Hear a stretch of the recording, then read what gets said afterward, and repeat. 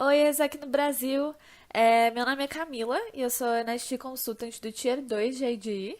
E nesse vídeo a gente vai conversar um pouquinho sobre como vender o seu produto para o stakeholder host.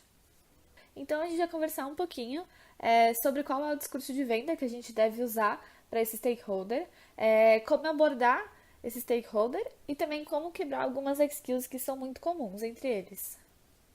Bom, então a primeira coisa que a gente precisa saber é o que a gente está vendendo.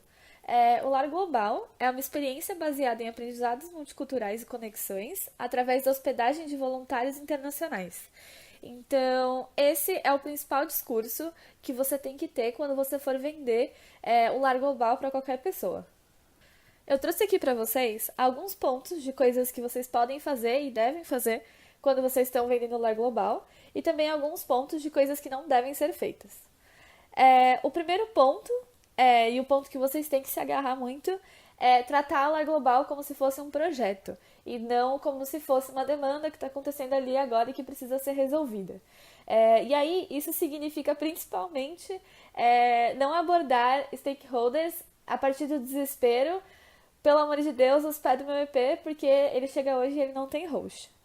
O segundo ponto é vender o Lar Global através dos seguintes benefícios. Então, o primeiro deles, praticar uma segunda língua, e aí sempre usar a palavra praticar ao invés da palavra aprender. Viver experiências fora do comum, então você vai ter uma pessoa diferente na sua casa que com certeza vai mudar a sua rotina e vai te fazer viver novas experiências. Um intercâmbio cultural, então o host vai estar recebendo uma pessoa que é de um outro país e com toda certeza, consequentemente, vai ter intercâmbio de cultura.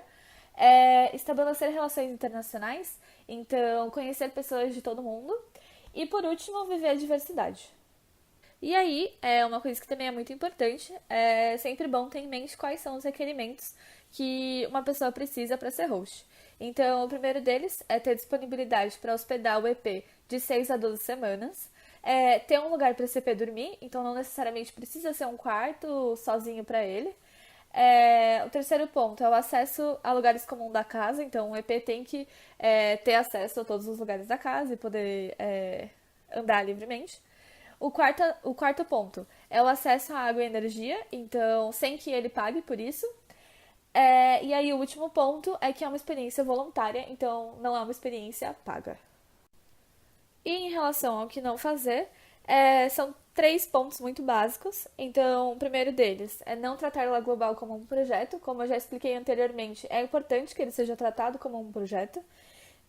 Vender através de benefícios que não sejam os mencionados anteriormente. Então, inventar mil coisas, muitas vezes a gente não está entregando o que a gente está falando, e aí isso significa um consumidor insatisfeito. E, por último, exigir mais requerimentos do que o ideal. Esses requerimentos são os básicos, e se você exige mais requerimentos do que isso, você pode estar restringindo a sua cartela de opções para hosts. E aí, agora que a gente já sabe o que fazer ou não na hora da venda, como a gente deve abordar um possível host ou um lead? A primeira coisa é se apresentar. Então, você se apresenta e aí depois você explica qual é o motivo do seu contato. Depois de explicar o motivo do seu contato, você explica o que é o Lar Global, e aí utilizando sempre da proposta de valor que a gente viu antes.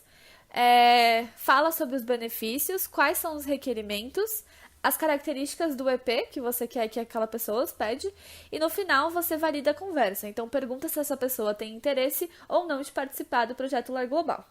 E aí o ideal é que toda essa abordagem seja feita a partir de uma ligação ou então uma mensagem no WhatsApp. Algumas vezes, mesmo com você vendendo da maneira correta e abordando da maneira correta, essas pessoas vão ter excuses. E aí, o que eu quero que vocês tenham na cabeça é que sempre há uma maneira de quebrar a excuse. Então, eu trouxe algumas excuses que são muito, muito comuns, e aí como que a gente quebra cada uma delas. Então, a primeira delas é, não posso bancar a mesma pessoa dentro de casa. E aí, como você quebra essa excuse, o EP passa pouco tempo dentro de casa, então o aumento dos gastos não é assim tão alto. A segunda excuse é não tem um lugar para que ele fique. Daí você quebra essa excuse falando que o EP só precisa de um colchão e um lugar para guardar os seus pertences e mais nada. Já a terceira excuse é não confiar em colocar um estranho dentro de casa. E aí você quebra falando que existe um contrato que protege ambas as partes e também que a gente possui como a exec todas as informações dos EPs. A penúltima excuse é não sei falar inglês. Como é que eu vou conseguir me comunicar com essa pessoa que vem de fora? E aí você quebra essa excuse falando que se seu nível de inglês for intermediário, é uma ótima chance de você praticar a língua. E além disso, a gente não possui só pessoas que falam inglês. A gente tem muitos intercambistas que vêm da América Latina que falam espanhol e que por esse motivo pode ser mais fácil a comunicação. E aí, a última excuse é a de não tenho tempo para ficar com a pessoa. E aí você quebra essa última excuse falando que ter acesso à casa e as dependências da mesma são o suficiente. Então, um EP vai, na verdade, passar a maioria do tempo fora da casa e tudo que ele precisa é de um acesso à casa e não necessariamente de uma pessoa para realmente ficar com ele o tempo todo. E esses foram só alguns exemplos, mas com certeza existem muitas outras excuses aí para serem quebradas. E é isso, gente. Esse foi o vídeo. Se vocês tiverem qualquer dúvida, aqui tá todas as minhas informações e eu tô super aberta e disponível para contato.